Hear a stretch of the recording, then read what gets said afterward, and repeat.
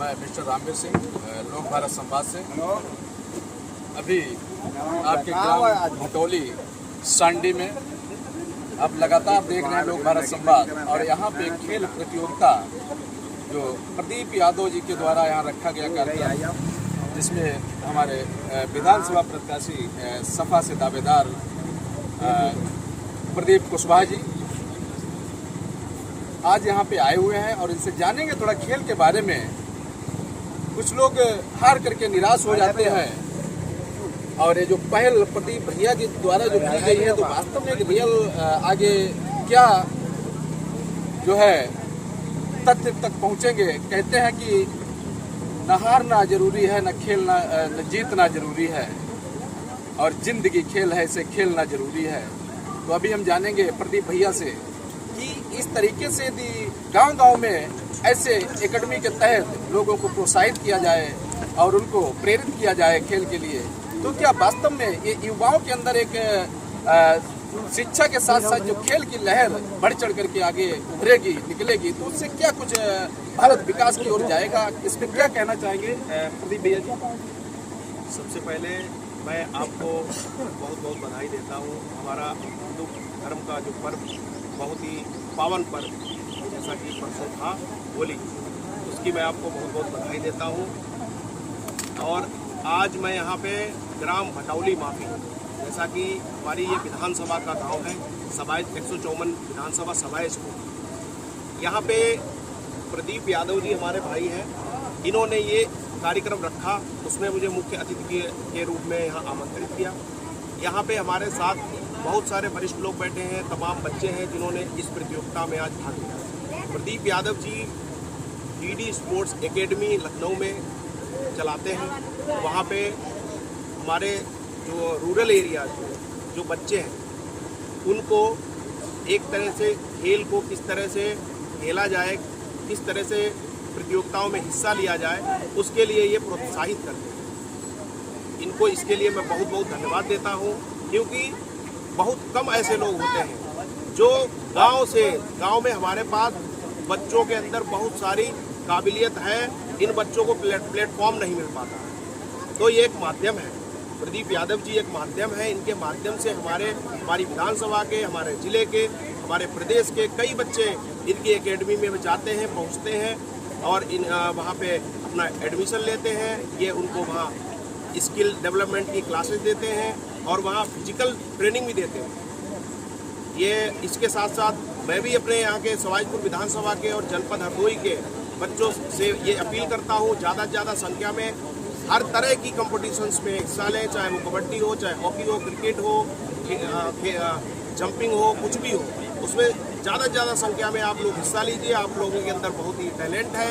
हमारे जितने भी रूरल एरिया के बच्चे हैं, शहरों से ज़्यादा इनके अंदर टैलेंट होता है, बट इनको लेकिन कहीं ना कहीं प्लेटफॉर्म नहीं मिल पाता। लोग हमारे जैसे लोग हैं, और भी लोग हैं, बहुत सारे लोग इस हमारी पार्टी से जुड़े हुए कई लोग, हमारे माननीय राष्ट्रीय अध्यक्ष अखिलेश यादव जी खेल को बहुत ज़्यादा बढ़ावा देते हैं।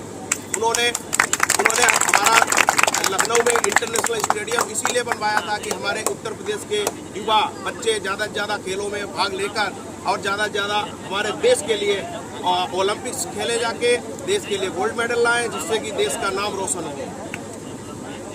अच्छा, एक और जानना चाहेंगे, जैसे कि इनका लखनऊ जो है एकेडमी चल रहा है, यदि लखनऊ में ही कार्य करते क्यों यहाँ ग्रामीण क्षेत्र में आए हैं? तो ग्रामीण क्षेत्र में आने से क्या आपको कुछ लगता है कि यहाँ से यानी गांव-गांव प्रतियोगिताएं करने से क्या वास्तव में कुछ युवाओं की, कुछ खिलाड़ियों की संख्या बढ़ेगी? इसमें क्या कहना चाहिए? इस पर मैं यही कहना चाहता हूँ, इन्होंने जो ये फैसला लिया, ये इसी माध्यम से, क्योंकि सबसे ज़्यादा टैलेंट हमारे गाँव में ही होता है। आप चाहे कोई भी रिकॉर्ड उठा के देख लीजिए, किसी भी प्रतियोगिता का आप देख लीजिए, सारे ज़्यादातर हमारे रूरल एरिया के ही खिलाड़ी पहुंचते हैं, हर तरह की प्रतियोगिताओं में हिस्सेदारी करते हैं।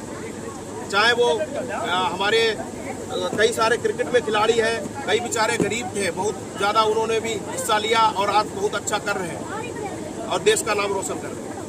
बहुत बहुत धन्यवाद। अच्छा सर, एक प्रश्न और करना चाहेंगे जो अभी वायरल खूब हो रहा है, जिसके बारे में बात करेंगे। जिसपे कहा जा रहा है कि ये ओबीसी SC ST के खिलाफ लोगों ने बड़ा, सवर्णों की बात करें तो उन्होंने बड़ा विरोध किया है UGC के लिए।